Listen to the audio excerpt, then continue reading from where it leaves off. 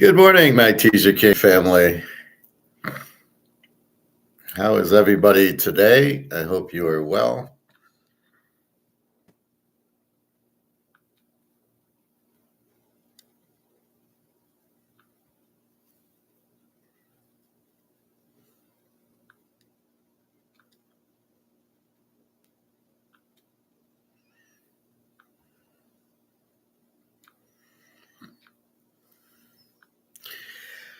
All right, so what do we want to talk about today? We can talk about anything you want. Um, let's just quickly go over our gold. Gold 29.33. It's on the 10 o'clock drop, but that won't last too long. Silver 32.51 was 32.80. They're doing their best to keep the silver price down so they don't have to pay the derivatives, unfortunately. So anybody that thinks that's a real market, no, it's unfortunately price fixed. But I got to believe comex will be shutting down soon. The only way they can do it, it's a price fixing mechanism. That was the intent, was to set the price of gold so countries wouldn't they wouldn't have to pay too much for it. They've lost control of it, but they need physical gold to do their derivatives to keep the price fixing going instead of the free market. And I think it's just about gone with these wars with China and Russia and everybody buying the gold. It's very, very in short supply. As I was saying, I love this analogy. So we would pay $5,000 an ounce for gold, 7,000. We really don't know what the market is, but here is what the price is. So what they're controlling comex is this price, right? But the demand's up here. So if you would just stop price fixing and let the price go to where the demand is, to me would be about 10,000, because as it would run, more people would buy, and it's so limited that the supply is so limited. Like I said, it's like the football game where the Super Bowl, there's more than 70,000 people want to go to it. The first 70,000 get the tickets at whatever, and then there's still more people who want it, and they buy it from there. They buy secondary market, and that's what gold's reaching, secondary market, which will increase prices dramatically. So that's why our comex really won't do much, really can't do much.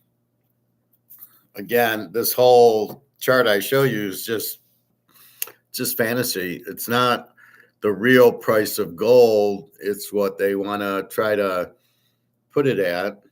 It got up to 29.47 or so today. But, it's amazing that the coin stores and these online places use comex as their price.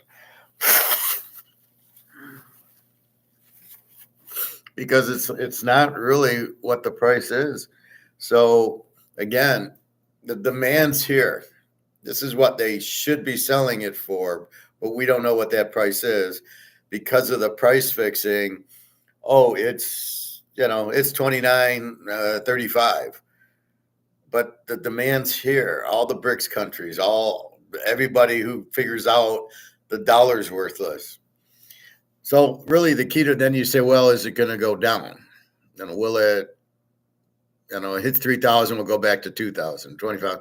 Well, the thing is, it can't, because if you understand the reason for getting out of this is because this is worthless. You printed too much. So because you printed too much and it's worthless, because you can't just keep printing something and think it won't lose value, which is what the Keynesians think. So they think, well, we can just keep printing and we won't run out because we're the reserve currency. And this is why I bring you Rome and England and France and Germany and all these other countries that they did print too much and they did lose value. The fact that we're the reserve and we're the U.S., we see their currencies go out, but ours is finally going out because of the gold-backed currency that BRICS will do. So BRICS basically is the competition that we don't want, or I want it, but the U.S. doesn't get, and therefore it's strictly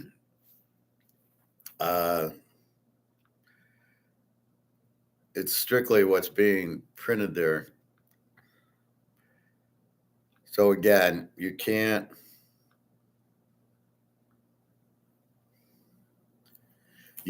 print. See, the basic is you can't print. You print, you lose the value. All right. So that's why people are getting out of the dollar, and that's why gold's so attractive. But then it makes where gold won't go down. And comex will disappear because there won't be enough gold for them to even do their derivatives. And nobody's going to sell their gold to get back into the dollar. So the real key is you have this, it's at, X, and they printed it to death. So you buy gold. Okay. Now it's not like a stock. So if you buy Apple at 100 and it goes to 150, you might sell it. You might say, oh, it's jumped a lot. Let me take my profit. And then it goes back into your account and you look for another stock to buy. But with gold, it's different because you bought it to get out of this. It's not a stock. So therefore, why would I sell it? If I sell it, I got to get back into this. Well, would I want to do that? So if I sell the gold, it's got to be to pay for a vacation or medical or some expense that you're going to need right away. Oh shit, this happened. I need $3,000. I'll sell my ounce, get the $3,000, and then go and immediately pay for it. But I'm not getting out of my gold just to take profit. That's never going to happen because you'll end up back in this. And then this is worthless. So why would you trade something of value for something that's worthless? Like I said, some lady when I was at work with, she sold her silver to get into a annuity, so she can make 9% on her money, and she gets out of silver because silver never goes anywhere. Well, because it's held down by comex and it's price fixed, which is about to break from BRICS. So you've got to understand all the different variables. So you would never sell your gold to profit take to get back in. The lady with the silver didn't even profit take. Maybe she bought it at 20 or 22 and she made $10 an ounce, maybe. But where are you going with it? It's $1,000 an ounce silver. You're selling it for 32. And the worst part is you're getting back into this. And it's even worse is you're getting into an annuity. You're totally fucked. What are you doing? Hey, Prophet. I'm fine, thank you. How are you? No, I didn't. I was working, so I was coming on a little later. But that's why I do the live video. You can still see the videos. So, I was on throughout the Super Bowl, gave a pretty good score. And now I got to say what to pick. We'll get back into baseball, I guess. And then we'll do the NBA playoffs. That's usually a very stoic way of figuring out. The NBA regular season, I have no idea. Very difficult. Back-to-back games, 3 games in 4 nights. These guys sitting out. So you bet on somebody and they're, Steph Curry doesn't play. Well, I'm fucked. I mean, so I don't really know how to bet basketball now. I knew how to bet it with Jordan and Magic and Isaiah and Larry Bird, but I don't know how to bet it now. And I'm too much into the football. Anyway, but it is good to see you, Prophet. If you have questions, comments, please ask away. So it's happening with the war, with Putin and Trump want to end the war. Putin, it's a very expensive thing. He's already taken the cities in the east that have these so-called minerals and oil and Everything else is in those 4 cities that he's taken in the East. And so he's perfectly happy to say, okay, let's have peace, because it's, like I said, it's an expensive thing where it's all expense and there's no revenue. Unless you're Hitler and you steal the gold, there's no revenue there. Profit, doing well, and I may be buying into some gold bricks in the near future.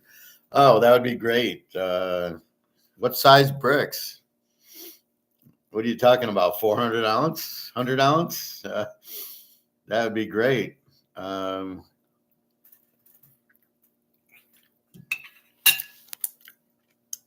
buy coins. I buy 1 ounces. That's all I can, you know. I buy a lot of them, but I haven't bought the bricks. So be careful getting too big of a brick. But that's great. Good news. You probably have a shorter time window than you think because of what's happening with bricks. The supply of gold's dwindling down to nothing, and the price will be going up. So it'll be harder for you to find it, and then you'll pay more. So it's not like going to get a shirt. Well, I'll go whenever. So that's really, it's becoming more limited at these prices, and so the prices will go up. It's like the Super Bowl, right? The secondary market. So the 70,000 tickets are sold, but there's more than 70,000 people that want the ticket. So then they start paying secondary market prices of $5,000 for a Super Bowl ticket. I don't know the face value, 1,000, 1,500 if you bought it initially. And that's how gold is, right? So you're buying it, but then now it's secondary market, and we're very, very close to secondary market. All the central banks, Russia, China, still buy as much as they can. And so there's only 200,000 tons out there, and there's not a lot left, really. So it'll be a more expensive piece to get if you can find it. But I'm just saying, your window isn't as open and as long as you think. I mean, I'm by as much as I can, as fast as I can, because when I go to the store, will I be able to get it? I do see on eBay, there's still gold from these different things. Avoid Ampex, AMPEPAC, I think. I think it's Mexico or and Pacific or something. And it's just it's more expensive than the other stores. So if you get some of these other companies, Pinehurst or Scottsdale Mint or something, they seem to be $40, $50 cheaper than this Ampex. So if you're going on eBay to buy it there, I haven't seen too many bars. I have seen coins you can get. And again, I think you pay tax depending on what state you're in. In Michigan, we don't have tax on gold, so I don't know if you would have whatever state you're in, if there would be tax if you buy on eBay. If you go to your own coin store, see, but I haven't seen too many gold bars, just what Costco has, the 1 ounces, but I prefer the coins much. I just prefer them. I think they're nicer looking, and I think everybody likes coins. You're used to coins, you're not used to bars. Profit. Not sure yet, but I will keep you updated. Okay, Profit, good idea. These gold bricks already exist. It's through an inherit. Oh, well, wonderful then. That's good. You'll make a ton. Now the pros of that is, let's say it's 100-ounce bar or whatever. So you can basically retire very, very soon. The problem is storage. How many and how big, and that's going to determine how big a safety you need to store it. And then when you try to sell it, you got to sell one piece. You got to sell the bar, which is hard, right? If it's 100-ounce bar, it's 100 times 3,000. So add 2 zeros, 300,000. So per bar if it's 100 ounce.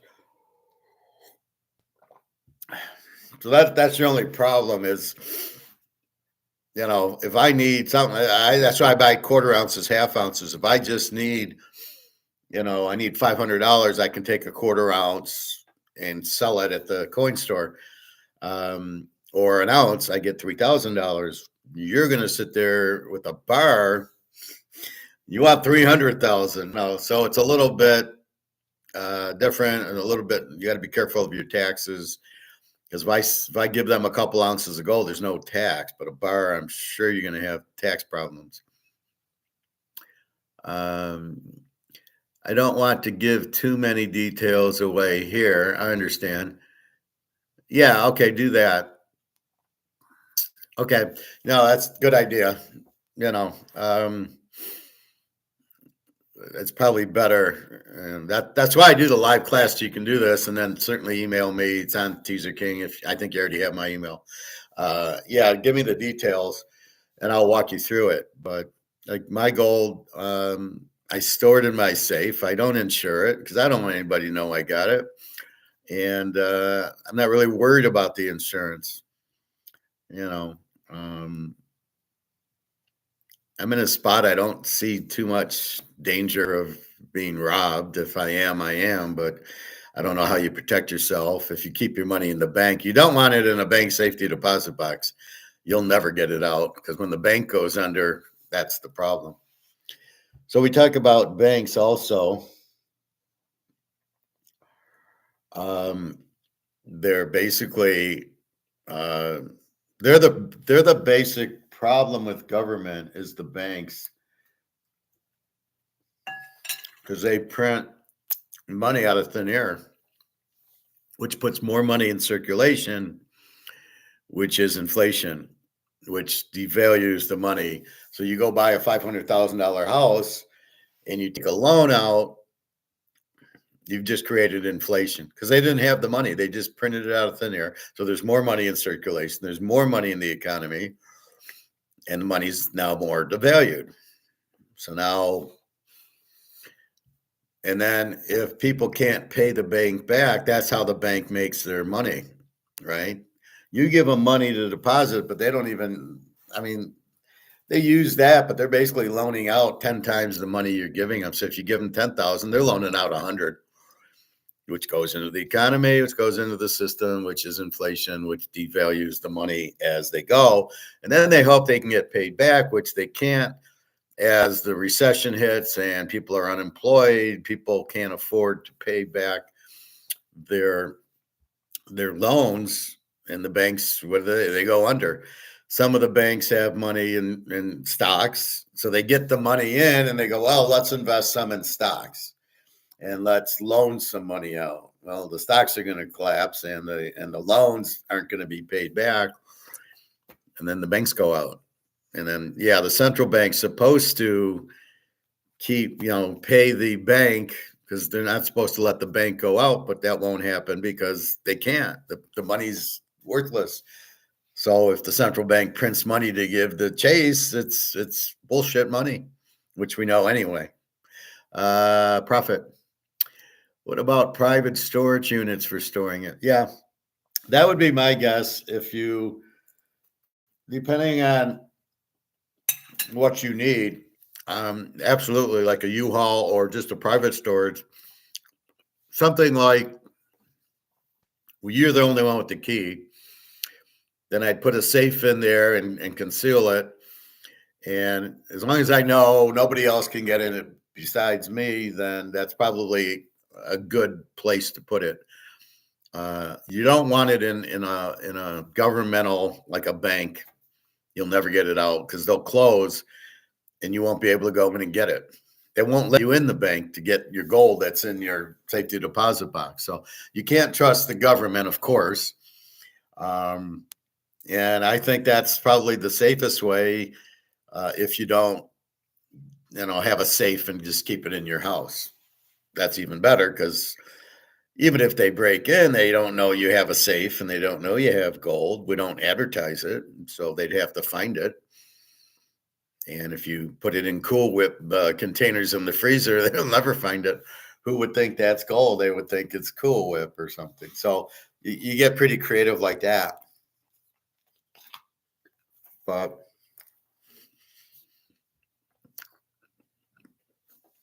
so that's what we have.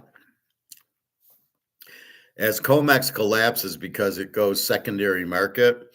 So the only way comex is a fixed bullshit way to do the gold. It's not free market. As I show you, I sell the Montana card for 100 grand. Somebody buys it. That's free market.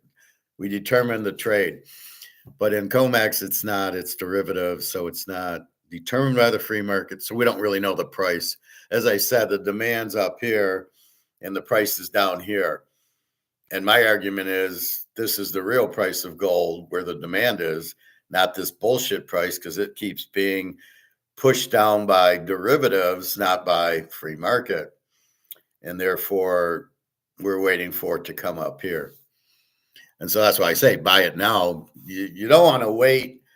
Okay, we've killed comex. Now we're going to revalue gold up here.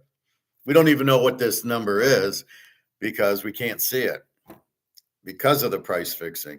So we know the demand's up here, but we don't know the price. It would be sort of like the Super Bowl tickets, right? Let's say they're 1,500 face value. What's it going to go in the secondary market? We really don't know until we start seeing people buy it there, and it ended up being about 5,000. Well, that's for a fucking Super Bowl ticket. You don't think gold's worth more than a Super Bowl ticket? So my contention is 10,000, and again, but we need comex to blow up, which they don't have gold. It's going to blow up. It's all gone. Silver, they owe 25,000 ounces. I don't know how long they can keep playing the Madoff game with silver, but that's what's happening. So don't get frustrated. Why isn't silver going up? There's huge demand. There's no supply. That in a free market, you're absolutely right, but that's not what we got in comex with silver. It will go to 1,000 an ounce. Again, it's the demand's up here, right? And the price is 30 and the demand's here. Would you pay $100 an ounce for silver because you have to get out of dollars and gold's $5,000 an ounce? How much $5,000 an ounce do you have? So to get out of this, because this is worth zero, I got to get gold or silver. Well, gold's so high, I will get. I'll get into silver. Oh, silver's real money, right? You can't inflate silver. You can't print it. You can't counterfeit it. Yes, perfect. Okay, you can counterfeit it, but there's ways of testing that it's real silver. So if don't buy these silver coins on eBay that everybody's selling for $40 in the sky, and the one guy from China is selling it for 22. Don't think you're making a savings because what you're buying is not silver. It's maybe silver coated, but it is not. If you saw Money Heist, they took brass and painted it gold. So that's what this is doing here. They're taking copper or aluminum or something, nickel, and they're painting it silver and trying to pass it off as silver. Why would anybody in the right mind who has silver and it can go for 40 an ounce, let's say, take 22 an ounce for it? Who in their right mind would do that? That'd be like me selling the Montana card at 100,000. It's a PSA 10. It's not graded yet, but let's say it's PSA 10. Why would I sell it for 40 grand if I can get 110,000 for it? Only if it's fake. If it's real, why would I not get all I could? So again, because this is the catalyst, this is worthless. Therefore, you have to get out of it, or you can sit on it, like my 401k friends who sit on it, and I just shake my head at them and go, don't call me when it goes to zero and you're going to want gold, and I'm not going to give you any. I'm telling you what to do now. If you don't want to listen, don't come to me later. And, well, I got 500 grand in my 401k. Well, then get rid of it. Just like Bitcoin. Bitcoin, I don't know, what's it, 90,000, let's say? Sell it. Get out of it. Take your profit and go buy gold and silver. Great. You made money in Bitcoin. You think Bitcoin's just going to keep going up and up and up? You're out of your freaking mind. And these guys on YouTube are just bullshit. Michael Saylor is just, it's all a Ponzi scheme. He makes money. If you buy, he makes money. If you never sell, then it doesn't drop and he doesn't lose money. But he's no different than Madoff, this sailor. He's worse than Madoff because what he's selling you is nothing. You're buying a piece of air for $100,000. You've got to be out of your mind. So again, if you've made money in that, sell it and get into gold and silver, but you have a close window because the window is closing. Because as it runs out and it goes secondary market like Super Bowl tickets, it'll be, it's definitely headed to 3,500. But again, I think that the real demand's here because the dollar's just zero. So as everybody climbs in here, the price just goes up and up and up because there's not enough gold and silver to buy. But as gold gets really expensive, so gold's like, let's say 3,500 an ounce. How much gold can you buy, right? So you have $10,000, you're not even getting 3 ounces. So maybe you buy 2 ounces and then take the other $3,000 and buy a bunch of silver because silver's still cheap. So silver's the play, but as somebody, I think Pat asked me or somebody asked me, you don't want to sell your gold for silver. Gold's going up. That's the last thing I want to do is sell it. They say, well, silver will really move. We don't know. That's in Ponzi scheme. That's in paper derivative. And they say silver is volatile. Again, that's in derivative. That's in paper silver, not real, because we've never seen real silver prices and we've never seen real gold prices. We're about to. We're getting close to a real gold price, but I would times it by 10, I think. I still think it's much higher than 3,000 or 2,900. There's just too much demand. It's like the Super Bowl tickets. Well, will they come down? Oh, I'm going to pay $5,000 for the secondary one. Will it come down? Do you think so? No. And then it's just a matter of them, the demand being more than the ticket. Well, and these are also our friends in Europe. This is worthless. The Swiss franc's worthless. The British pound, China, Japan, Russia, Turkey, on in every country because they're all in this that's not backed by anything. So this is all worthless. But the way the system's set up with central banks is they keep expanding government, expanding Social Security, expanding welfare, paying their interest on their debt. So they got to keep spending, which means they keep printing money, which means they're making all their money worthless. And none of it's backed by gold. This is George Soros at his finest, bankrupting the world, because this is what George Soros does. He's a Nazi. So as you understand that in all the countries doing the same thing, multiply by 10 the demand for gold. So now it's like the Super Bowl tickets, but instead of 50,000 people want it, say 5 million people want the Super Bowl tickets in the secondary market. How expensive do you think the ticket's going to get? A hell of a lot more than 5,000. And that's what you got with gold and silver. As the demand swells because people start realizing the euro's in trouble, the British pound's already out, Germany, Italy, France, they're gone. China's gone. China's got a lot of gold. That's why they're still surviving. But their yuan's worthless. The yen's worthless. So as you see, the demand's going to swell for gold because there's no other option. There is no other option. This is why the BRICS countries are buying gold, because they know half of them can't buy US dollars. And then they realize, like Putin, that the US dollar is worthless anyway. So I'm not sure who's sanctioning who here. Is Putin doing it on purpose to go to the gold standard, or is the US sanctioning Russia? This is not clear to me, because this is a great out for Putin to say, hey, sanction me. And now I'm out of the dollar and I'm going to buy gold and you can't stop me.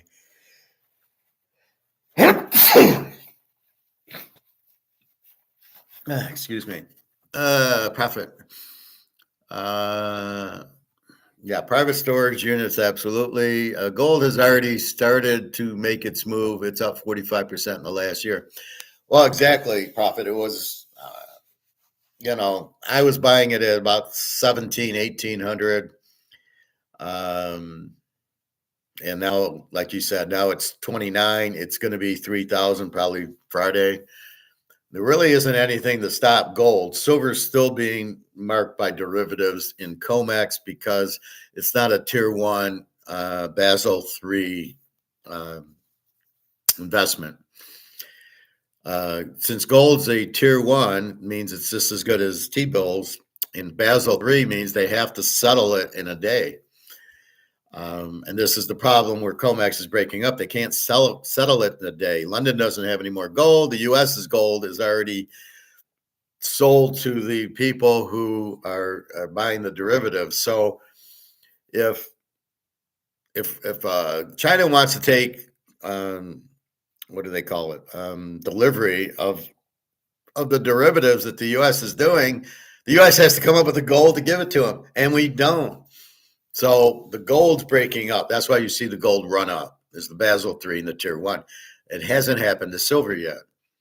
But because gold's getting so expensive and the dollar's ruined, and everybody realizes I got to get out of the dollar, or all these countries I just mentioned, there's only one lifeboat. It's gold and silver. Well, two lifeboats, but so as gold gets so high, you'll go, well, I got to get out of the dollar. The only thing left is that I can afford is silver, or a Rolex, or a Mantle card. It's over most people's head, the Mantle card and the Rolex. Those are real assets, or the Van Gogh or the Picasso. Those are real assets that'll never lose their value, and they're real. They're not Bitcoin, which is not real, which is fake. I guess there was another Ponzi scheme by the Argentina president, the libertarian, who's trying to do nice, but he doesn't understand. He's still in dollars. He's not in gold, so he's not a real libertarian. And there was a Ponzi scheme he created to trying to get the wealth up. He created this Bitcoin, and it's fake, and it's whatever it's called. And one guy's trying to say, well, it's digital, it's cryptocurrency, and then there's Bitcoin. No, it's all the same. It's all a scam. How do you know you even own a Bitcoin? Can you see it? Can you put it in your hand? Can you put it in your safe? Then it's not. Then it's not worth anything because it's not real. Why are you buying Bitcoin? Why would you buy anything that's not real? These people, I don't get how people can be this stupid.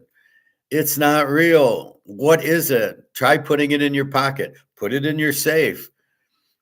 It's not money because you can't spend it. Can you go to Kroger's and get groceries, or go to the restaurants and eat dinner? Go on a vacation with it? No, because it's not real. It's not money. Nobody wants it. That's the key to Bitcoin. So all these people that are basically delusional into thinking it's something real, this is real. I got it in my hands, right? As long as it's in your hands, it's real. Oh, I got a Bitcoin. Well, really, there's nothing there, but what the hell? I'll count it at this is what it's worth, because Michael Saylor and Larry Fink keep buying air, trying to Ponzi scheme you. And then the best part is, when you sell it, they're going to 1099 you, and they're going to tax you for selling air. They've finally done it. It's like taxing air and water. Profit. It's at 29.26 right now. Yeah, it was up to 29.40 last week. Again, it's derivative. It's the paper gold price, not the physical. And that's really a big key to understand. The price you're giving is paper. It's derivatives. It's options. It's not real. Now we can go to the store and I can give the guy 29.26 plus 110 for an eagle. That's what it would cost me, 37 for an eagle right now. Or I could go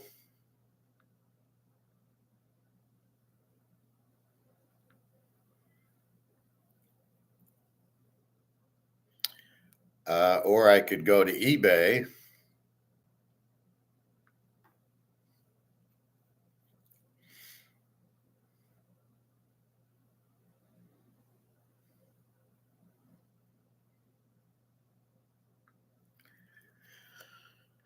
So on eBay, again, these are paper prices, 30.79, 30.57. So you're going to pay this $100 premium, but that's okay. That's what you need to do to buy it. It's like you see this very pretty girl, but you know you're going to have to spend money on her and buy her perfume and take her to dinner. You know you're going to have to do that if you want to get the girl. You can't just, why don't you pay for the dinner? And no, you've got to take care. At least most of the girls I go out with, you got to, like Daria, I got to help her with food, and her birthday's and the 25th. I bought her perfume. I mean, or she's going to leave you. So that's the choice. No girl is just going to be like, oh, yeah, don't spend money on me. Yeah, you've got me. Unless she's a real dog. Should we stay out of paper gold? Absolutely. This is what you should buy. This is the Eagles, the Buffalo. The Buffalo is more expensive because it's $9.99, but it really doesn't matter because you're buying 1 ounce here and you're buying 1 ounce here. So really, you're buying 1 ounce of gold. The fact it's $9.99 doesn't matter. It does in jewelry, but not in coins. Here, this is like Maple Leaf, $30.29. It's a little cheaper, but notice the company BGASC or, but usually this. See, the reason this is more expensive is it's Amex, Asia Pacific, Mexico.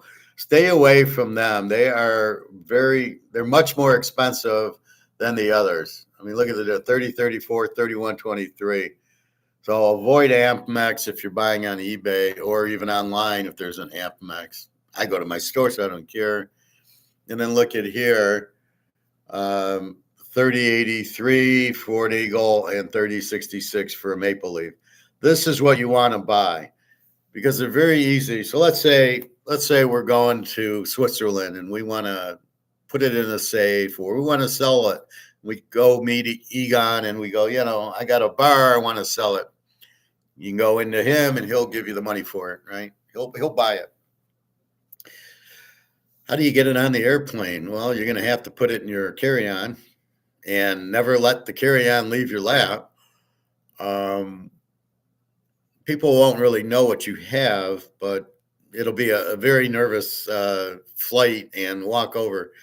However, if you have gold in these are casino chips right now, but if you have gold in these, which I do, it's very easy to put 3 in your pocket. Nobody knows you have it. It doesn't stick out. It doesn't bulge. It's very easy to go through the security because you just put it in your shoe with 10 quarters because they're not looking for gold and silver, right? When I went to Italy, I brought an ounce and a quarter.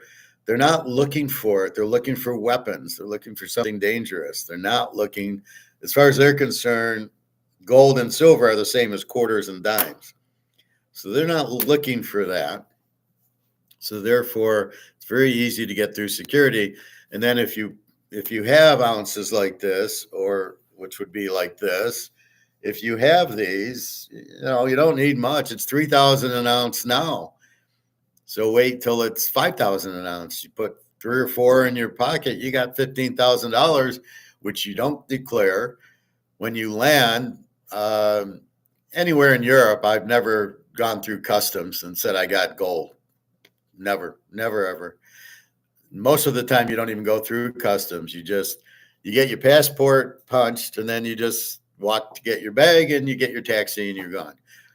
They don't even know you have it. They don't even care that you have it. And if I go sell it there, then I sell it there. You'd find a gold store, and which would be different. But I'm really not going to spend it. But if you need it and you want to go, and let's say you want to move it to Switzerland, you can put 10 ounces of this in your pocket and nobody will have a clue. And that's the problem with the bar. The bar is just big and bulky and it's so much. Now, on one hand, yeah, it's worth, let's say it's 100 ounce, so it's worth $300,000. Congratulations. But the negative is moving it around. And then if you want to sell it, you can't really sell a slice of it. You can't sell an ounce of it. You have to get it. I think there's a bandsaw that they do it. and then you lose part of the shavings and everything.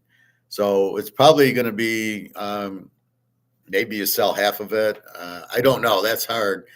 We'll talk about that. But yeah, a bar of silver, I would probably, if I had a 100 ounce bar, I'd probably want, turn it into maybe 2 ounce or 5 ounce. Maybe I'd go 5 ounce things. I just bought some maple leaves that were 2 ounce. They're a little thicker. So there was 14 in the tube. So that's 28 ounces. So that's a little bit more of a kick than the 1 ounce one. When I was with Jenna in Italy, I gave her a 5 ounce bar of silver. She says, "Can I touch it?" I said, "Sure. It's just silver." But remember, it's 5 ounces, not 1 ounce. So silver, you can get a little bit bigger ounces. Gold, I've never seen a 2 ounce or a 5 ounce. You don't really see bars. If you do see the bars like at Costco, they're 1 ounce. And then all these, I've never really seen 2 ounce of these. Stay away from this stuff. We don't want it graded.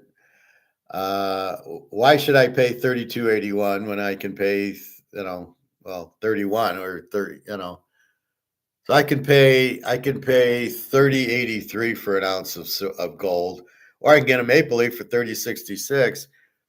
But why do I want this 2023 Eagle? Because it's an MS 70 for 32. Why do I want to spend $200 more? I don't.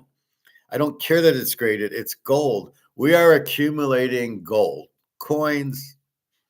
If you can get, silver, I have some bars. Gold, I don't.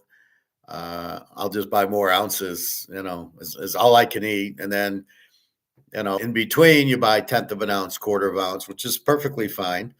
It's all good. You're trying to accumulate because you know that this is worthless. This is not worth anything.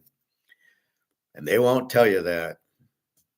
So this dollar's been printed. You have a $36 trillion debt. You have $160 trillion out there because you had it for the petrodollar. So each country needed dollars to buy oil. Well, that's no longer the issue.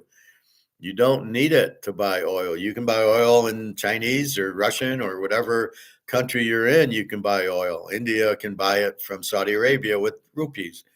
But Saudi Arabia doesn't want to sell the oil and get this shit, either dollars or rupees or what. They want to get gold for it. And that's where that's headed. Gold's the power play because you can't print it. It's limited, but can't be printed or inflated. The Romans debased it because they took the gold out of their coins, and that's what ruined Rome, was their inflation. But here, there's no, I love when these guys say they debased the dollar, which is like, they're too fucking stupid to understand. You don't debase dollars. You can debase coins, but you can't debase dollars. You inflate the dollars. You printed too many of them. So avoid that. I'm not sure why Scottsdale Mint's 31.22. And then this one, BGASC, is 3,030. Well, it's a maple leaf, but still. I like the Philharmonics. That works. Any of these that are done by the country, fine. $3,000. Krugerrands, $3,000. And again, the Buffalo, 3094. See, so you notice Ampex was like 3150. This is not Ampex, and it's 3094. Pinehurst coins, so you feel pretty good. They're a coin store. Now this one we got. Let's look. How will we buy this? So, I like Philharmonic. It's cheaper. It's 3013. What do I do? And I go into the auction.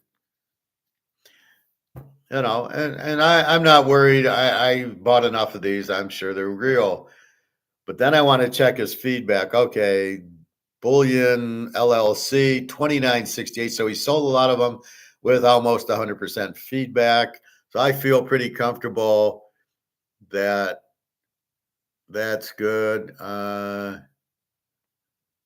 Joined in 2023. I'm just looking, where is he from, but I don't see it. They usually list his state. Anyway, so if you see that, you're pretty good. When you see the guy from China and he's got one feedback, you probably want to stay away from that. But Philharmonics, Cougar and any of this stuff, you're fine with. I wouldn't worry about it being counterfeited. Um, Cougarans are not as gold as the others because they use other materials. Um, Now, 9999 coins, the Philharmonics 9999 means it's all gold, maybe a little silver or copper in it. The Cougarans and the US Eagles are 90 are 22 karat or 91 um, instead of 999, they're 9111 or whatever. And the only difference is there's other materials in it to make it stronger, but there's still 1 ounce of gold mixed with copper and silver and different minerals, but it's still 1 ounce of gold. The reason this is 18 karat. It's not 1 ounce of gold. It's 1 ounce, but it's not 1 ounce of gold. There's other things mixed in it. This is why it's 18 karat. But if I knew this was 1 ounce of gold, I'd be fine. The coins are 1 ounce. They say 1 ounce of gold. We know it's 1 ounce. We know it's 1 ounce, even though there's other stuff piled on it. So that's why it's not critical to buy 999 in coins. You're buying the 1 ounce. So this is perfectly fine to pay 3,000, or here you're paying more. This is 22 karat. This is 24 karat. But yeah, look, the Cougarans more than that. Now, to me, they're all about even. The Cougaran and the Philharmonic and the Maple Leaf are just about the same price. The reason the Eagle is more is because we're in America and people trust the Eagle more. Maybe they think it's a tax thing, but you do not pay tax on gold. It's not like a savings account where, oh, I made $1,000 in my savings account. I got to pay tax on it as income, not on gold. You also don't have nothing when you buy it. There's no sales tax, at least in Michigan. When you sell it, there's certain ways to sell it where there's no tax. And I think if you sell 4 or 5 ounces, that's fine. I think the number was 22, where if you bring in a lot of gold, then you're going to get a 1099. Now, is that going to change as the price goes up? Possibly. So stay tuned. We'll try to figure that out. But right now, if you just take 1 ounce in and get $3,000 for it, there's no tax. There's no 1099. There's no any type of tax. That happens at a higher amount. Will they confiscate your gold? No.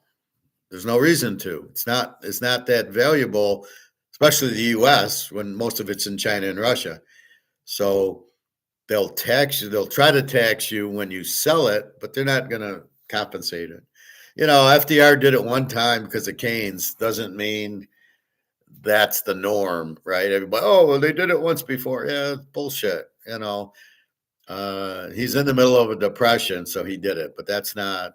I have zero worry they're going to confiscate my gold.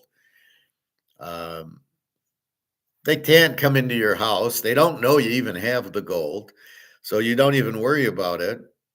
And they're not looking to do it. And if they do, let's say it happened. They go, well, we need your gold. They'd give you $3,000 for it. That's what they did with FDR. He gave everybody $35 an ounce for it. That's what he did. And then you went to the bank and you said, okay, here's my gold. And you got money.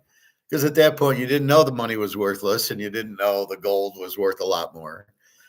But it's been price fixed for quite a while. The $35 an ounce is a joke. So notice once we went off of the gold standard in 71, we've had $800 gold, $200 gold, $1,000 gold, 15, 2, and now 3. And it's just hitting the tip because now it's a worldwide thing, where before it was mostly US had the gold. Now US has no gold and the world has the gold and all their dollars are worthless. So the demand for gold and silver is huge because it's the only out. And the BRICS are smart enough to realize this. So they're all coming out with gold-backed currency. Well, what do you think the gold price is going to be? I mean, you got all these people in China and Russia and India. You got to have a high gold price because the idea is you can only print as much money as you got gold. So you're not printing, so you can't have gold at 2,000 an ounce. So gold has to be much higher. My guess is 10,000, but we'll see. Now, what happens when the dollar goes out? The stocks will be worthless. Your house will be worthless. Everything valued in dollars goes out except gold and silver. Your Rolexes and your Mantle cards get priced in gold, which will be a lot lower than the prices in Monopoly money. There'll be a time where you can take it to the grocery store, whatever, and then they'll say, okay, you got 30 days. This is what they did in Zimbabwe. You got 30 days to transfer it to the new dollar. Now, the only way the new dollar works is if it's backed by gold. It's funny how that's the only way dollars can work. If they're not backed by gold, then, especially digital, that's a joke. That's George Soros talking. But if they're backed, if the new dollar is not backed by gold, like look at Russia, they're on their eighth ruble. It's still shit because it's not backed by gold. So that's the real problem. So the whole thing's a Ponzi scheme because the money they're using isn't worth anything. None of it's worth anything unless it's backed by gold. It's the gold that values the money. So in the U.S., does the U.S. have value because they think we have 8,000 tons of gold in Fort Knox? Sure. If you watch Money Heist, that's what they thought. They thought, oh, okay, well, we have gold in the bank, so that secures the worthless dollars. But when the professor stole the gold and replaced it with brass, his argument was, well, they won't know. They'll think it's gold. So as long as you have gold, they'll think it's gold, and your economy will be okay. But if you kill us, we're going to let them know that there is no gold, it's brass, and then Spain would the whole economy would fall because paper's just worthless. So that's really the key. And because the governments want to expand and grow, and you have all these criminals running the government who want to print money, and Nancy Pelosi, I made 95% of my stock. So the fuck insider trading, and this is the problem we have, is then they don't prosecute her. She clearly, I bet she doesn't even know what a stock is. And yet she makes all this money at it. And we're sitting there going, well, it's all bullshit. But everybody in Senate and Congress who should not be involved in buying stock, because it should all be insider trading, are making all this money off of it. It's a joke. But again, the money, this is the problem with the government. It's all corrupt. So they keep printing money. Okay, I'll give everybody $1 million. But what they don't realize, by doing that, you've killed the value of the dollar. And that's where Buffett was going to find, him and the Gates are going to find out their money's worth shit. So Buffett has like $260 billion. No, he doesn't. He's got nothing because it's none of it's worth anything. So he thinks people will struggle, and then he'll buy these houses or cars or whatever the fuck he wants to buy. But with what? His money won't be worth anything to buy it with. So just because you're rich doesn't mean you're smart. So that's what is happening. All the governments in the world keep printing, they keep expanding their government, they keep stealing the money, the euro, the Swiss franc, the British pound. It doesn't matter. It's the same blueprint because George Soros is running everything, that you sit there and you go and you buy the gold, or you have the dollar and you print more and more and more, and then you're corrupt. And this is where we're at. And this is why they don't like the gold standard, because they can't print more and more. You can only print as much as you have gold. So if you have $1 billion gold, you can only print $1 billion, because the idea is I go to the bank, and if I want, I can get my gold for my dollars.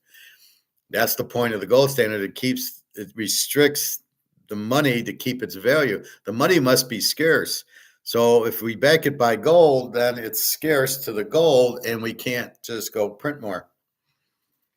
But when you take it off of gold, you can print and print and print until you fuck it up and it's worth nothing. And that's where we're at now for the whole world. And that's what Russia, China have figured out. Well, shit.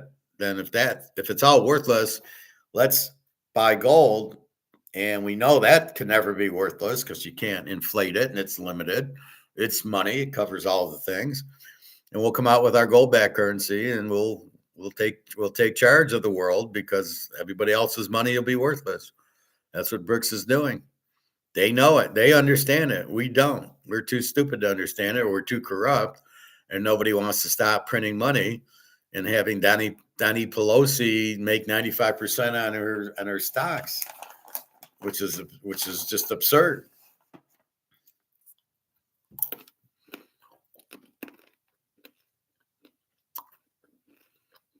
Yeah, stay out of paper gold. How much do the gold bars go for? It depends how many ounces.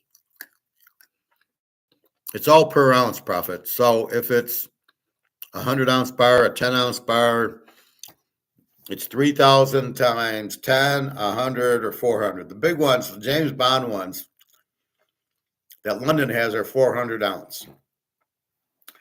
So if we do our math, 400 times 3,000, like $12 million. If it's 100 ounce times 3,000, is I believe $300,000. Like I said, silver, I have some 10-ounce silver, some 5-ounce silver. So it'd be 10 times 35, $350.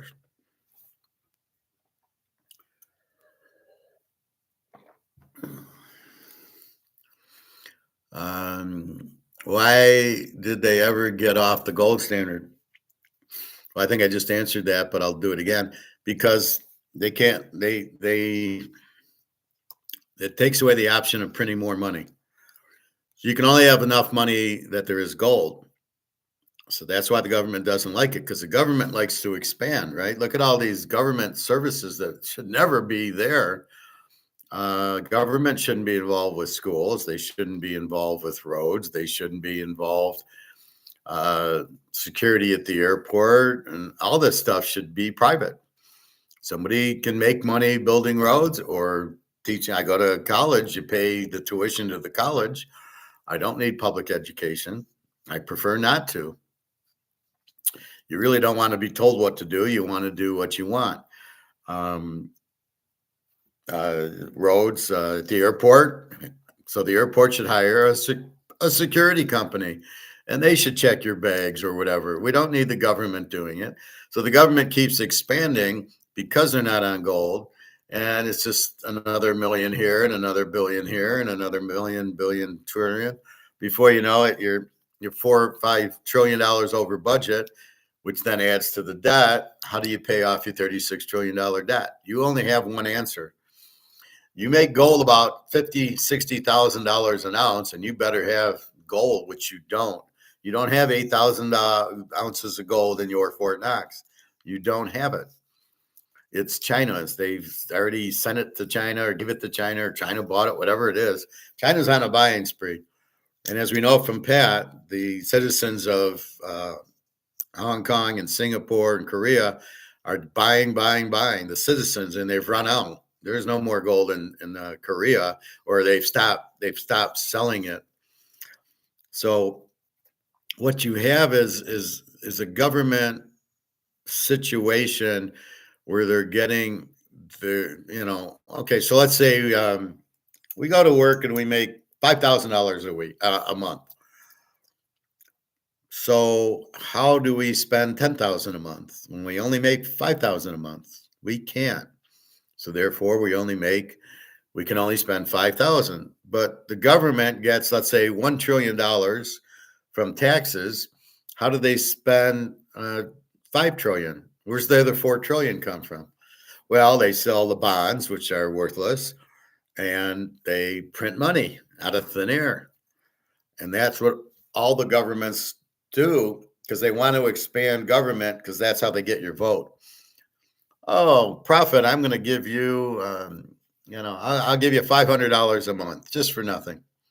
And they'll call it welfare, or they'll call it, here's Social Security, here's Medicare. Here's, oh, we got to spend on the military. We've got to pay the interest on the debt. So they end up with bigger expenses. They owe more than they have. And that's where the trouble is when you're off the gold standard. On the gold standard, you can't do this. And so they can't buy your vote. They want the power because it's all corrupt. So they can go buy 10 houses and they can make 90% on stock purchases because they know what stocks are going to be invested by the Fed when they print the money to try to make the economy look good. Doesn't the economy look good when the stock market's at 40,000, 44,000? Oh, we must have a good economy. We're in a major recession right now. But they won't tell you that. Then they measure inflation like a bunch of fucking idiots. It's prices. And I talked about this yesterday, the day before. It's not prices. The interest rates inflation is not measured by prices. People like to look at the CPI and say, oh, it's a CPI, or it's not real, or they don't include everything. Forget about it. It's a magic show. Watch the right hand when my left hand does the trick. There is nothing there with prices. Prices are not inflation. The theory is as you print more money, you lose the value of the money, right? If there's $1 million, the money is pretty good, like in the 1950s and 60s.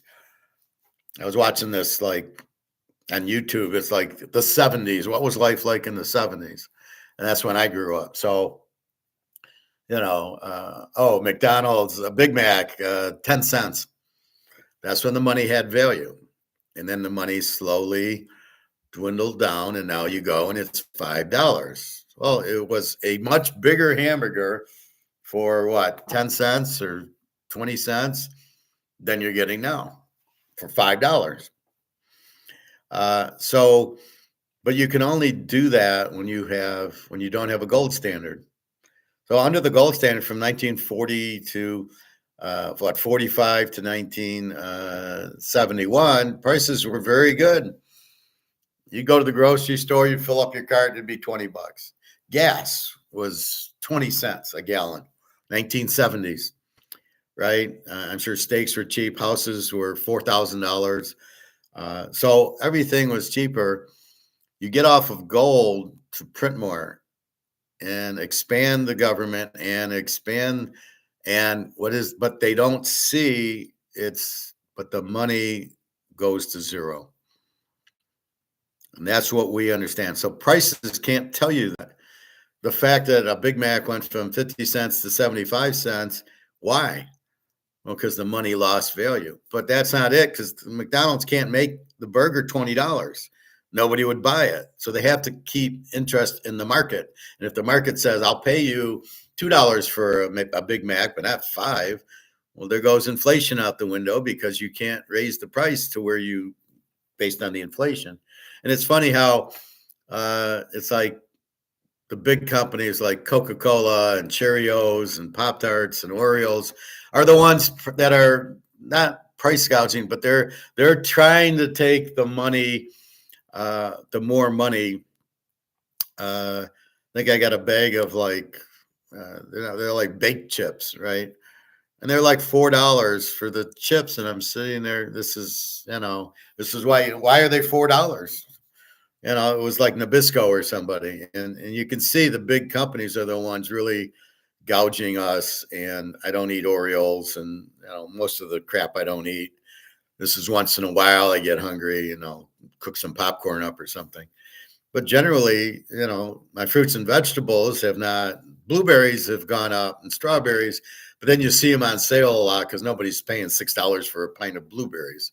But at $2.50, then, that's cheap. But so that's what you realize. And as I was explaining, prices are not going up. It's the value of the dollar dropping, but they're stuck because they still have to meet the market. Like I say with the ribs, $45. You might want to sell them for $45, but nobody will buy them for $45.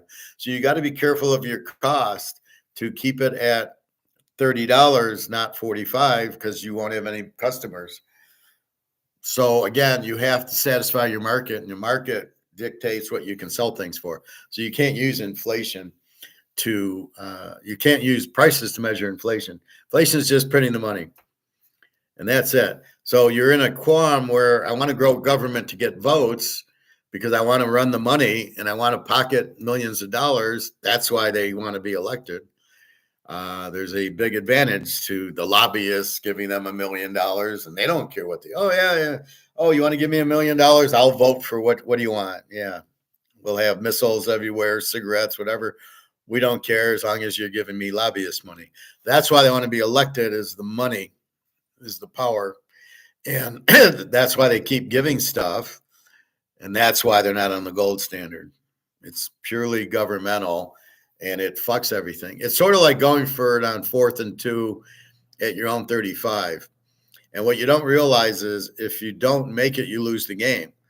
Oh, you say, well, 51% of the time, if we go for it, we get a first down. Or if you go for it, you get a first. Not even we, and not even against what teams.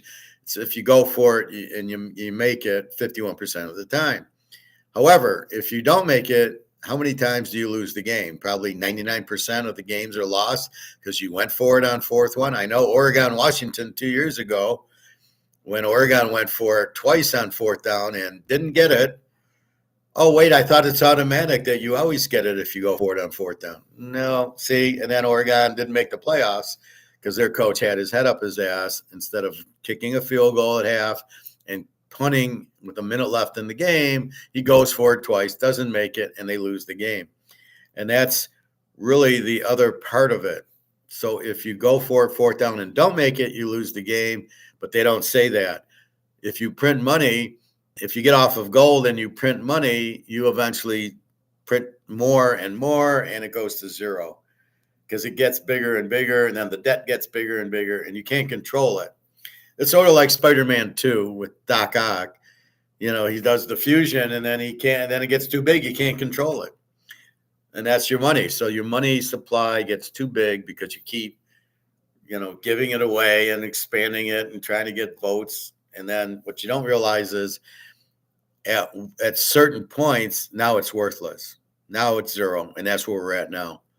But nobody understands that game but us. I try to tell. I saw the communist in the hot tub yesterday because I went late and didn't even talk to him. What am I going to talk to a communist about? Yeah, how's Stalin doing?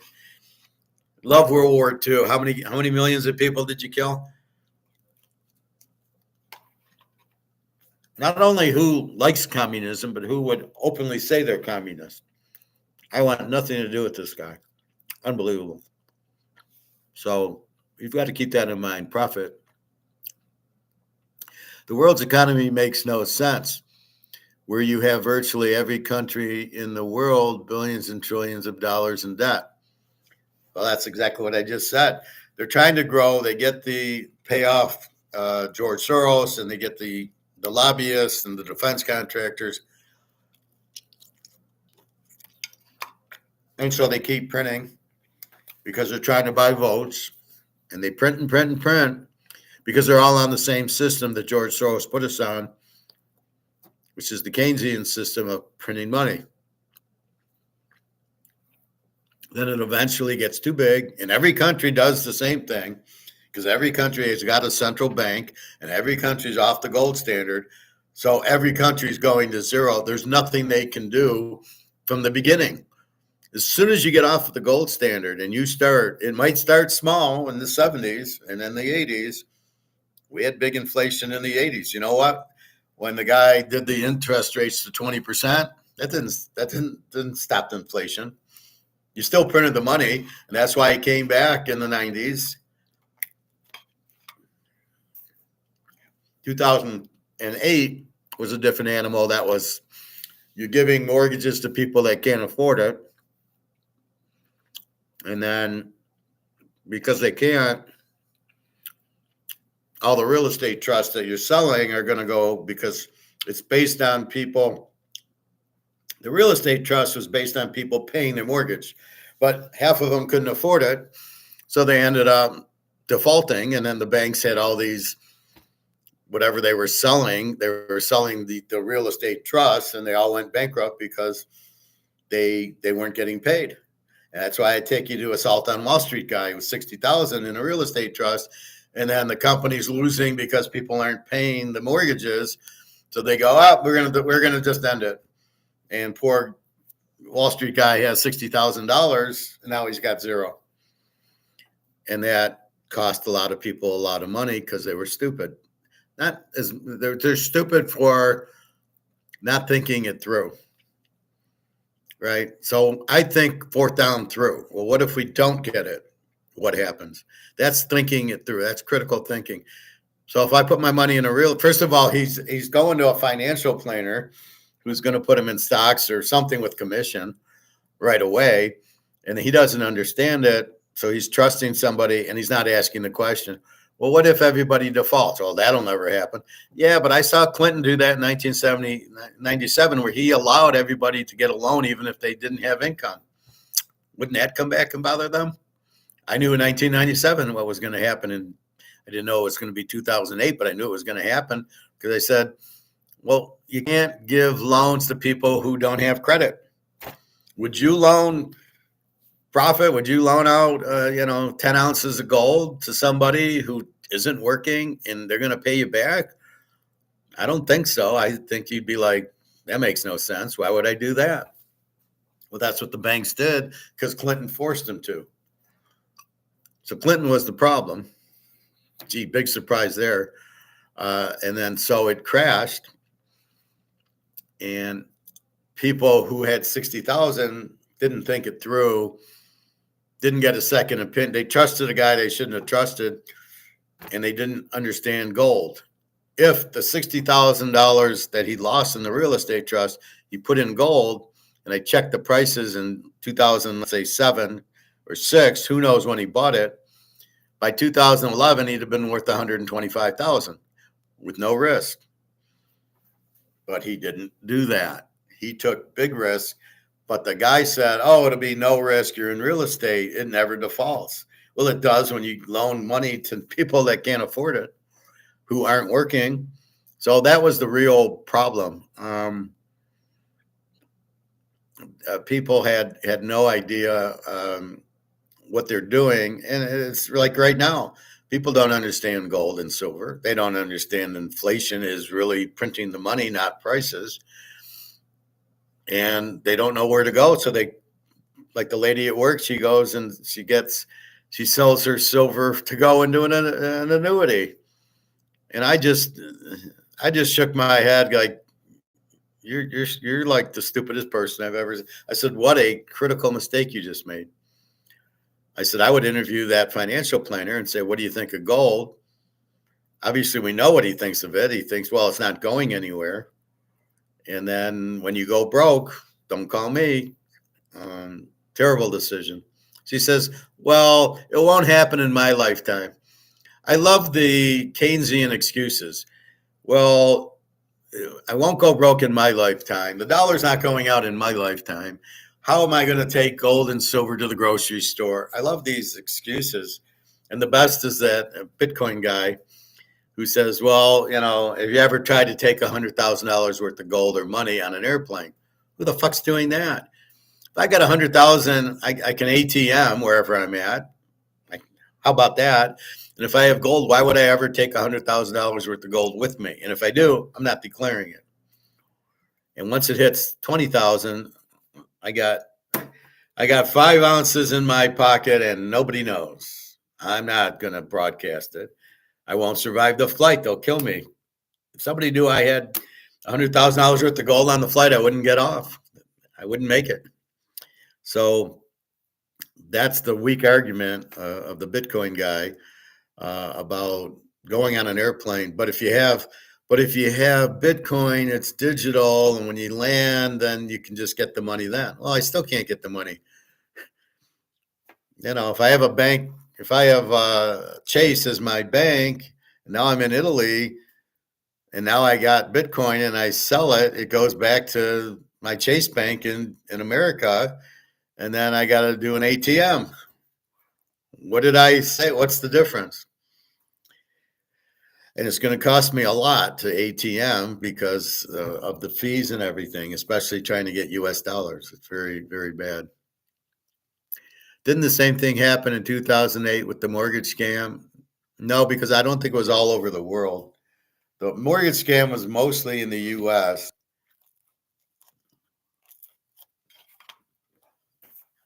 And I'm sure it affected people from like Russia and China and Germany and England who have a lot of money who put their money in the US because they don't trust their own countries. That's why the BRICS countries have a lot of gold because they don't trust their government, so they've been buying gold right and left anyway. Like China, everybody in China is buying gold because they don't trust the communists. Russia, same thing. India, their money's worthless. So if you go through, most of the money's worthless already. So, but it happens more in these smaller countries because they're used to getting screwed over, and they're used to look at Zimbabwe. They needed wheelbarrows, but it wasn't their first time. It was 5 or 6 times, which was Zimbabwe. Russian ruble 8 times. China yuan, Japan yen. I mean, this is over and over and over that they go bankrupt. So they're used to it. Most of the people just buy gold and go, well, I can't go bankrupt in gold. But that's where BRICS is coming from. So yeah, the 2008 was basically based on bad loans. And then they defaulted or they delisted, I guess, the attack on Wall Street. His writ that he bought, he put 60,000 in. They were going underwater. The company, the Home Alone guy who was running the company. All of a sudden, you can't do Home Alone. All of a sudden, you got him running an investment bank, and he couldn't. They were going to lose money on it because people stopped paying. So what happens is people, as they pay their mortgages, he gets the 8-10% in, and then he gives out less, right? So he gets 10% from the guy who owns the house, and he gives out 6% to the attack on Wall Street guy. And that's how they make money on these real estate trusts. But when they stop getting money in, he can't pay our RIT guy, our attack on Wall Street guy. He can't pay him because he's not getting money in, and that's where the Ponzi scheme or the scam happens. So what is the scam is he deletes the RIT, the real estate trust. All of a sudden he says, no, this is done. And fuck the people who like attack on Wall Street, who are waiting for the money. So he just deletes it and says, this real estate trust 101 is gone. And the guy's got $60,000 in it, but all of a sudden it's gone. He's deleted. He said, because we're not getting paid on our end, we're going to kill it. And then anybody with it is now worth zero. You're fucked. That's who you're trusting, right? You're trusting banks, big mistake. And that's what happens. So anytime the bank doesn't get the money in, you're getting fucked. And the bank's not getting their money in from the commercial real estate that people can't afford. Everybody's moving out. Nobody's paying rent. You've got that problem. You've got the regular. I love how it warns me potential spam. Then you've got the personal mortgages and the car payments. People can't afford that. That's what the recession does. As you fuck with the dollar, you raise interest rates. It makes things more expensive, and that's what a recession is. Sales drop because things are more expensive. Like, if you want to buy like avocados, right? You know how much I like avocados. So, at 98 cents at $1.25, I'll buy. But they just raised the price to $2.50 at Meijer's. I'm buying far less avocados. So the farmer sells less because I'm not spending as much at $2.95 or $2.50 as I did at $1.25. They just had it on sale. Buy one, get one free. So it was $2.50. So I paid $1.25 an avocado. I got like 10 of them. But I can go to Meijer's. If I go to Meijer's, they're $2.95. But if I go to Walmart, they're 98 cents. I go to Walmart. An avocado is an avocado.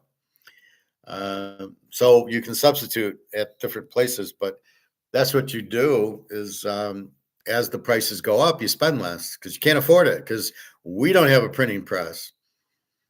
So what we do is try to do the best we can. We try to go to the casino and bet football and poker and generate some income that way, or we're in the stock market or in Bitcoin.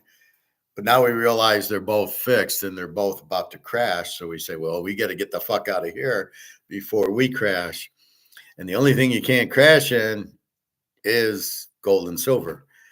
That's why it's appetizing, but that's why the financial planners and stockbrokers won't tell you, because if you do that, they don't get commission and they lose your money. And the government loses track of you because you're not trackable anymore. You got gold and silver. There is no statement. There's nobody running it. If I got stocks, JP Morgan can send a statement. Well, yeah, Howard's got these stocks. But if I'm out and now I'm in gold and silver, now what are you going to do? Nobody's there to send the payment. They don't know I got it. So there's no tax on interest.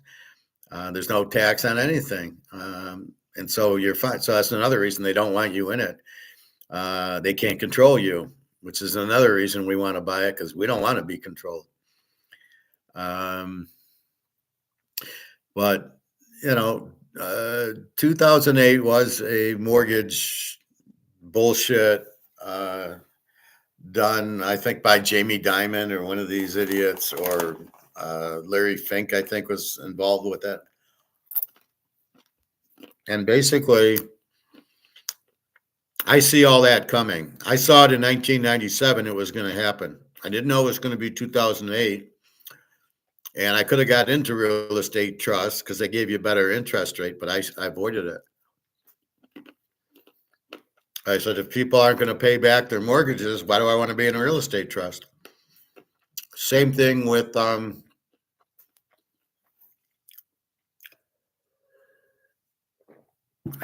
what else was I in? Same thing with Madoff. My brother-in-law got into Madoff. He says, "Oh, I can get 15% on this fund, Madoff fund or whatever."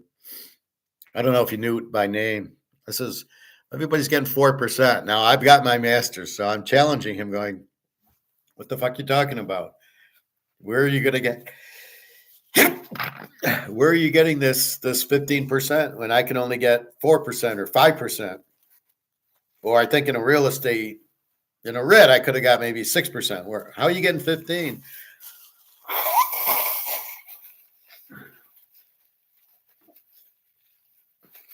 And the answer was, I don't know. I think these are strip malls. I think it's strip malls when they get more. And I'm like, why would they get more than a house? So I put two and two together and I stayed away from it. Doesn't make sense. Why would I get into Madoff? Well, I can get 15%. No, nothing's that easy. You can't. It's like a football game with a strange line. I do my own lines. I know what they should be. When I get a strange line, it's the same thing. Well, why is this line so different? And usually I'm okay with my line and I avoid the different bullshit. But that's the thing. So in the Madoff, I avoided also because it didn't make sense. How are you making your money? I don't know. What are you, an idiot? What do you mean you don't know? If you don't know, then why are you investing in it? And that was the thing. So 2008, I saw that from 1997 when Clinton did that whole thing, but I didn't have access to shorting it like Batman did in that movie, or Steve Carell did in the movie. I didn't have access to it, and those were created anyway, and those were very strange things. Like, what am I going to take? $10,000 or $20,000 to Merrill Lynch? Yeah, I'd like to short the housing market. But what I didn't get from the movie is they didn't understand what they were doing anyway. Well, look at these bonds. They're not really AAA. They're really AA or B or C. Dude, it's Clinton allowing people who shouldn't pay, who shouldn't have a mortgage, paying it. That you should have known already. You should not have had to figure that out, right? So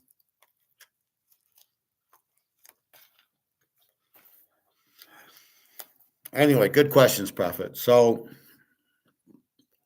why do we get in gold and silver? A, the price is way cheaper than it should be.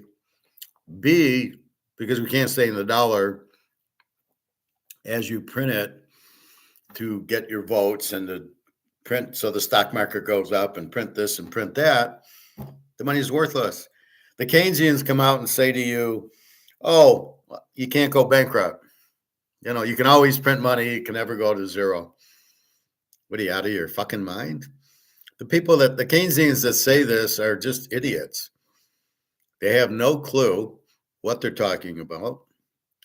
Well, what do you mean they can't go bankrupt? And then I give you 20 examples. Well, let's see, Rome with Caesar, and we go to England, and we go to France, and we Spain and Portugal, and Amsterdam, and now we got Sri Lanka and Turkey and Greece. And what do you mean you can't go bankrupt? Look at all these examples of every time, because the government gets too big and the costs go up and you're printing the money more, and then the money collapses because you can't print that much money.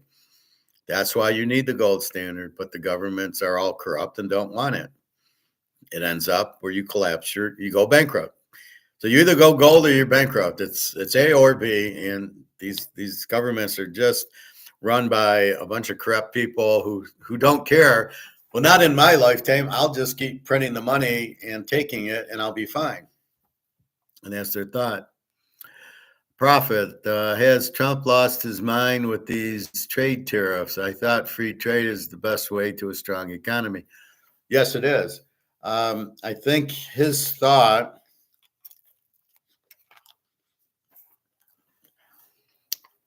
is, I don't want to have people pay income tax, but I need money in. So we'll do tariffs in lieu of income tax. Now, keep in mind, before 1913, we did not pay income tax in the USA. The whole 1800s, we had the biggest productivity gain from 79 to 1913 because we're on gold. There was no taxes. We did tariff other countries to buy like our cotton. You had to pay for it, but you could call it a tax or you could call it whatever you want. It's sort of like entering Disneyland, right? You got to pay a fee to enter the park. Is that a tax? Well, kind of, but okay, it's a fee to enter the park. That's what they did. You want our cotton, we're going to charge you a fee.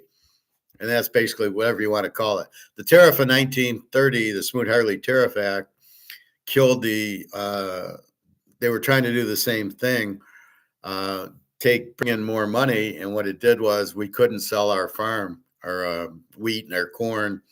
Nobody could afford it.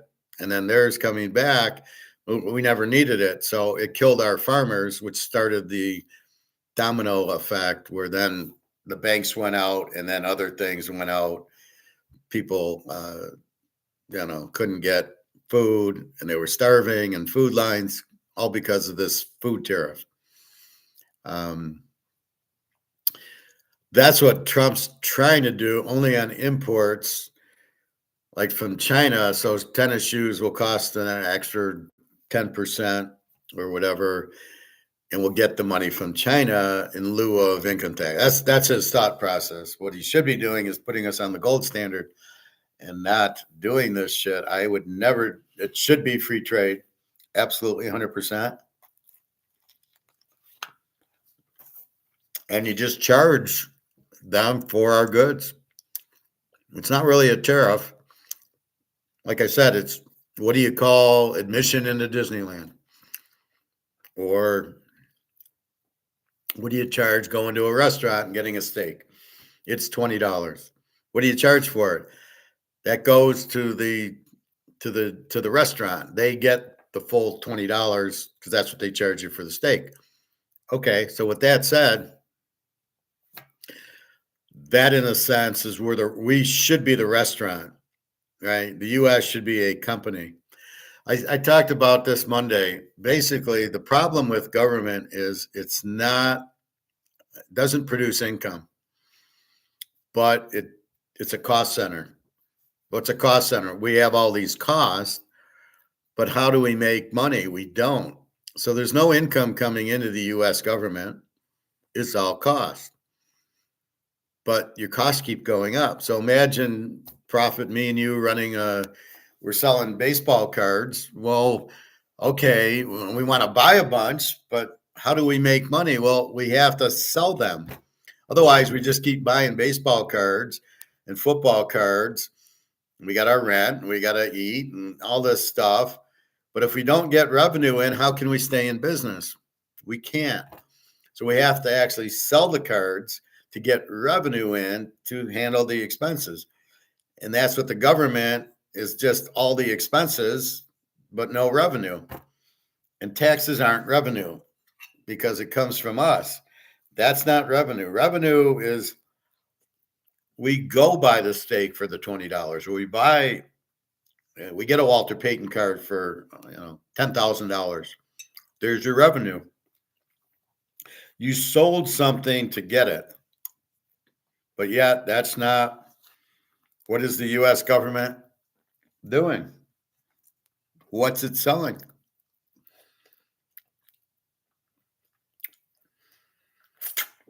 And I think that's what Trump's doing, trying to get Ukraine to pay for all our stuff we did. So he wants, okay, Zelensky, we want money from you for all the aid we gave you. I don't have any money, just what he's told. So now Trump's saying, well, you got all these minerals in the ground and oil and all this other stuff. We'll take that. So instead of having to buy it, we'll take 600 billion of that, which is what we paid you for the war. So all of a sudden, what Trump's doing is kind of weird. He wants to get paid after the fact, which in our assumption is what we're asking for. We go to the restaurant, right? But we don't know how much the steak is. And we order the steak, and then they come back with the $50. Oh, it's $50. That's what Trump's doing. He's like saying, okay, we gave you the money for the war. Now we want it back. And we'll take your minerals for it instead of, because you don't have any money. We don't want Ukrainian dollars are all inflated to hell anyway. So that's what's happening because government doesn't make revenue. So he's looking for ways to get revenue. So he's saying, give us minerals so we don't have to pay for it and we need it. We're trying to charge Europe with gas, natural gas, because Russia's is very expensive because we blew up the pipeline, by the way. So what you have is a bad business model here. If me and Profit go into business, it's what is it going to cost us and what can we sell it for, right? So we've got Canadian Club. All right, let's make whiskey. Me and Profit. Okay, what's it cost? $50. Can we sell it for more? Notice the key word there, sell it. And we see we can sell it for 75 because Dewar's and Johnny Walker and all these are 75, and we're Canadian Club. We can sell it for 75. It costs us 50. We make 25. But there's sales there. There's revenue coming in when we sell the Canadian Club. There's nothing the government sells. There is no revenue coming in. The whole thing of a government is a Ponzi scheme because all they do is spend and there's no income. And they want to tax us to get income. No, that's not how you get income. You sell something, you don't tax people, because then we give it to the government and the government wastes it because they don't know how to spend properly because they're not spending their money, because there is nobody in the government that's actually buying things. So you have, oh, we need to buy these weapons, we need the military, and we need this and that. So it's a lot of expense with no revenue. How can any government survive? They can't. Even with the gold standard, they won't print it, so the dollar will survive. Right. And in the middle, you're printing the dollar, so the dollar has no value. So your expense is worthless, and nobody has any money. So you're killing the one thing that you should have is strong money. So even with the gold standard, where are you going to get your revenue? So the whole concept of government doesn't work because it's got to be run like a business. If you're going to spend $5 trillion a year, where are you getting the money from? It'd be like me and you spending $1 million a year. We're going on vacations and we're eating nice and we're buying nice clothes and a nice house, a nice car. Wait, we need revenue for it. Or either we've already made revenue and we're using that, or we got to make revenue. And that's why we buy gold, because we take our money and we buy gold and we let gold go up, and that's our revenue. I was telling my friend this morning, I said, I'm used to going to work and getting a paycheck. That's how I've used to get revenue. And then you spend your bills, and then the extra you buy gold and silver with. And I said, and the thing is now, or I play poker or bet football with. But the thing now is I'm not working again. So there's no revenue coming in. So you get a little bit uncomfortable because you're used to getting the money. You're used to getting a paycheck as your revenue and then spend, and you don't have it. But I'm making money on gold and silver, but you don't see it because you're not spending the gold and silver to pay for things because it's way too cheap. So there's no point in doing it. But that's how we do it. Like you're used to getting a paycheck, and it's what you do with the paycheck. You need to pay your bills, but then you need to invest it. And the problem is most people put it in stocks or 401ks or real estate trusts, and it's going to go to zero. And everybody trying to retire ain't going to retire. Or Bitcoin, that's even better. But you're not going to be able to retire, so you're screwed. And that's what I'm telling you. If you put it in gold and silver, you can retire, and you're going to make a fortune. But people with 500K in their 401k won't do it because they're sure that 401k will not lose value and the money will not go to zero. They're sure of it, even though they have no clue.